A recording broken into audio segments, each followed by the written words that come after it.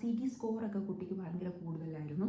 അങ്ങനെ കുട്ടി ഒരു ക്രിട്ടിക്കൽ ഇതിലേക്ക് പോയിട്ട് അങ്ങനെ പെട്ടെന്ന് കുട്ടി ക്രിട്ടിക്കലായിട്ട് നമ്മളുടെ ഒരു ഡ്യൂട്ടി കഴിഞ്ഞ് തൊട്ടടുത്ത ദിവസം നോക്കുമ്പോൾ കുഞ്ഞിനെ വെന്റിലേറ്ററിലാക്കിയിരിക്കുകയാണ്. കുഞ്ഞ് വെന്റിലേറ്ററിലാക്കിയിട്ട് അവിടെ തന്നെ, അതായത് കോവിഡ് ഞാൻ പറഞ്ഞ പോലെ അവിടെ ഒരു മിനി ICU ഉണ്ട്, അവിടെയാണ് കുഞ്ഞിരിക്കുന്നത്. കുഞ്ഞിൻ്റെ അമ്മയും അവിടെ അഡ്മിറ്റാണ്.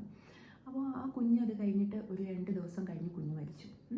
അപ്പം ഈ കുഞ്ഞും അമ്മയും ഉള്ളത് കാരണം അവരുടെ ഫുൾ റിലേറ്റീവ്സ് ഉണ്ട്, ബൈസ്റ്റാൻഡേഴ്സായിട്ട് പുറത്ത് അവരുടെ ഫുൾ റിലേറ്റീവ്സ് ഉണ്ട്. അപ്പം ഈ ഒരു 50 പേരുള്ള ഒരു കോവിഡ് വാർഡിൽ ഈ കുഞ്ഞ് മാത്രമേ ഉള്ളൂ. ഒരു പീഡിയാട്രിക്സ് എന്ന് പറയുമ്പോൾ ഈ കുഞ്ഞ് മാത്രമേ ഉള്ളൂ ചെറിയ ഒരാൾ, ബാക്കി എല്ലാവരും ഏജ്ഡ് ആയിട്ടുള്ള പേഷ്യൻസാണ്.